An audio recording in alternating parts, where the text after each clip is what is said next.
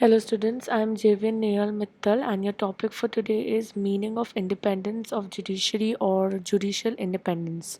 When you talk about what is the independence of judiciary, it means before we discuss how independence of judiciary is maintained in India, it is very essential for us to understand what is independence of judiciary.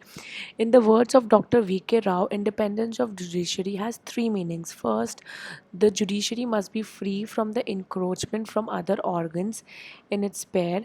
In this respect, it is called separation of powers. Our constitution makes the judiciary absolutely independent except in certain matters where the executive heads are given some powers of remission, etc. Second, it means that the freedom of the judgments and free from legislative interference. In this respect, our constitutional position is not very happy because the legislature can, in some respect, override the decisions of the judiciary by legislation. The Income Tax Amendment Ordinance of 1954 is an example to this. The third is the decisions of the judiciary should not be influenced by either the executive or the legislature. It means freedom from both favor and favor of the other two organs. So, the Constitution of India envisages an independent Supreme Court. In fact, every member of the Constituent Assembly had been eager to see that the court was made independent as it could possibly be.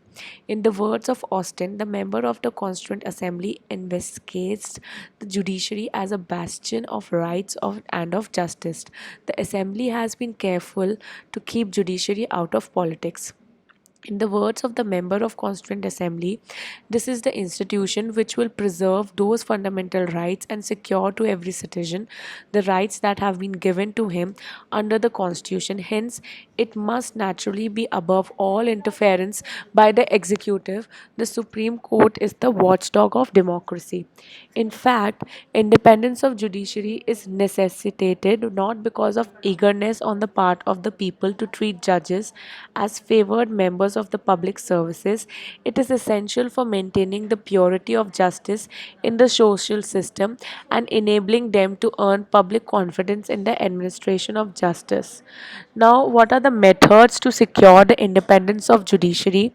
The high qualifications, since efforts have been made to secure the independence of judiciary through the following methods. First is the high qualification.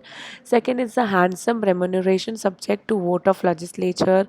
Then there is a security of tenure. Then there is lengthy tenure, oath to work fearlessly, no practice after retirement, powers to make rules to regulate their procedure, control over establishment, denial of political office before or after retirement, immunities, appointment by the executive, right to information act.